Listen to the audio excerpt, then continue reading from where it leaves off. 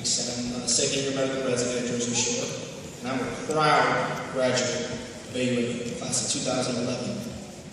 It's truly an honor to be able to speak in front of the doctors of tomorrow, literally tomorrow, and in front of the school that gave me the opportunity for me to achieve my career goals. Having attended high school across the bridge in Brooklyn, at Brooklyn Tech, and undergrad at Stony Brook University, being a Queens native, it gives me even greater pleasure to be speaking in the city that raised me and educated me.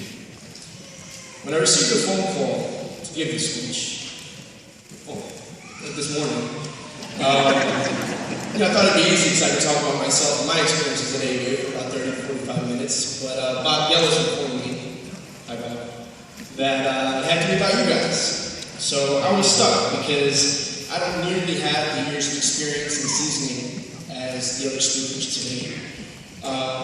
But I figured my role today would be to give you an insight into the next few months and few years of your life, starting in about 2 weeks. I'm sure a lot of you guys have an orientation. But before I begin, let's please have another round of applause for the family members and friends that are here today and that could not make it here today, that supported your journey. Because going through the rigors of med school, you cannot do this alone. This is the time.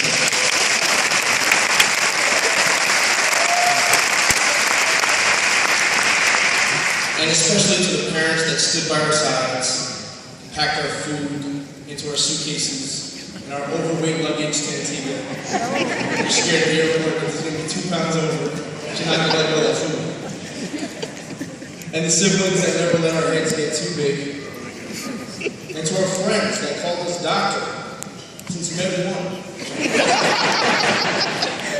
When we were just medical students trying to come up with mnemonics, creative mnemonics, to memorize things like O, to touch, and although we are fortunate to have whatever support group we may have had, one thing is for certain, they all believed in you. And today is day one, starting to repay them back. And guess what? I'm here to make sure you do just that. At some point in your life, you were all asked a question. And your response was, because I want to help you. Because I want to make a difference. Let's be honest, many of you weren't sure exactly how you were going to do that. But you knew that you believed in yourself. And you convinced people, many people you've convinced along the way that believed in you. Now, the time has come for you to deliver your promise. The time has come to make this potential into action. And here are a few tips on how you're going to keep your promise. And now you guys are ready for my answer, so you guys can start taking notes now. Number 1, listen. It's pretty amazing to hear and put your phone down for just a second. In my 5th week of residency, I was called to a patient with chest pain. Most chest pain usually is not really chest pain, so I went through the routine workup, everything was fine. I got called 3 times to that patient's room for worsening chest pain. And, I'm a rookie at this point, kind of doubting my skill. I called the cardiologist, he's telling me he did the whole workup, it's not, chest pain, stop waking him up and just treat the pain. So I'm okay. I'm looking at the patient, he's uncomfortable. I'm uncomfortable. I call my seniors and they think it's just another one of those false alarms that you guys will all be ringing very soon. So now I'm alone, and the only people listening to me are the patient, his family, and so I put away my Hippocrates app and my Facebook app, and I start listening to the patient. It was kind of hard not to hear him because he was screaming at the top of his lungs and cursing at me, but through all that profanity, he said the magical words. My chest pain radiates to my back. Immediately, I was like, this was your world. I would have picked aortic dissection without even reading it. On to the next one. So I did just that. I ordered a CT scan, and it turned out to be that. And I called the cardiologist, and the only thing he said to me was, thank you. Although I did get credit for a good catch, the only reason I knew what to do is because I listened to my patient. So please, listen to your patients. Listen to your experiences. Number 2, practice. Remember that feeling you had when you were a child and wanted to be a doctor? Or your parents wanted you to be a doctor?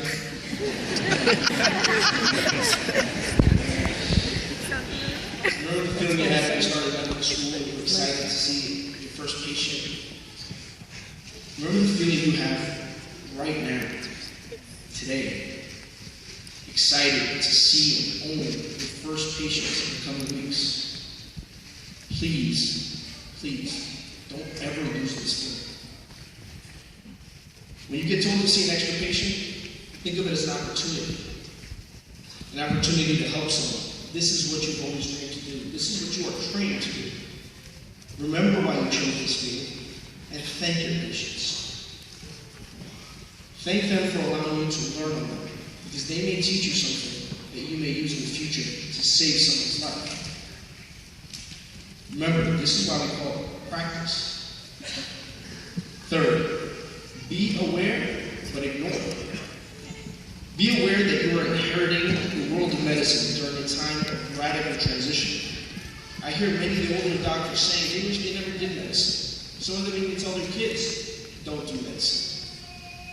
Some other professions even say, if I could be a doctor, I wouldn't be a doctor. Maybe they could. Nonetheless, countless attempts have been made to pollute the prestige of this field. We do not need to be reminded of these things. We are aware of them. But thankfully, you are the ones who chose to ignore it. Because you know what you are hearing are the agonies of people experiencing this reform and transition in the world of medicine. The transition from high salaries to low salaries. The transition from higher tax brackets to lower tax brackets. And less flexible vacations. But remember, these are the voices of people who have clouded their hearts with superficial goals, where money now defines their fulfillment. They forgot that they too once sat here just like you, and they convinced people that they were going to help people, and that they wanted to make a difference. They were once hoping to change the world. But at some point they stopped learning, they stopped feeling, and they started calculating. They will always lack fulfillment. Do not allow this disease to poison your hearts, because it is malignant and it is contagious. So isolate yourselves from those thoughts. Instead, lead by example. I guarantee you others will follow. And in the name of medicine, give our youth a future. Number 4, appreciate. Give charity and appreciation. Don't ever forget who stood by you through your path to get here. You can never repay them, but you can show them you appreciate their support by being successful and applying good morale, honesty, and dignity to this profession. And please appreciate the school that gave you the opportunity, that believed in you when at times you may not have. Appreciate those who taught you. Appreciate the academic staff. Even Dr. Singh, who made you believe in yourself. Me too. And of course, you have to still thank the financial aid department as well. And of course, we also have to thank the chicken burger lady who fed you guys in the island. She fed me too. Her name is Paul, by the way. It's not chicken burger lady, just for some of us. And appreciate, most of all, the local citizens of Antigua who opened up their home to you and allowed you to use it as a stepping stone to reach your goals and dreams. Please appreciate that.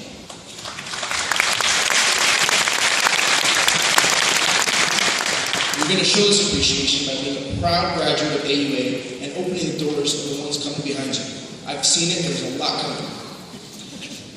Because they'll be in your seat one day. Be an active alumni. Take part in our alumni foundation that we have formed. This will help others. And this will help you make a difference. And finally, to keep good on your word, once you've listened and practiced, and are aware and have ignored, and you've appreciated, you will find humility. The only way to be satisfied in this field is to have humility. You'll be spending most of the next few years, your days and nights working. Don't moan and groan because you know what you signed up for. But don't complain because you are blessed to have this career. It comes with great prestige. Remember, this is the only profession where you are addressed by your title outside of it. It is the only profession where people expect you to know everything. I'm sure many of you have been stuck, couldn't fix a toilet or a tire, and someone comes up to you, what kind of doctor are you? Teach me that, that's good. Anyway, despite all the work hours, make sure you have something to look forward to after work. Trust me, it'll help you get through the tough days. Have humility. Do not let this MD title define you. Instead, you define it. Let this career be a part of you, but not all of it. One of my favorite things is at the hospital, people are surprised I have a social life. Okay? What's even funnier is in my social life, people are surprised I'm a doctor. So, for me, I feel like I define my title. I do not let the terms define me, but I use it as a tool to help. Because remember, like me, you too are human, just like our patients. We're going to be exposed to the same diseases and pathogens as they are. I do wish you guys all the best of luck. Before I go, I'd like to close with a quote from our recent presidential inauguration. We are greater than the sum of our individual ambitions. In medicine, once you believe that, once you practice that, and you are ready to help people and make changes, that is when you can say, I am a doctor. Congratulations. Thank you very much.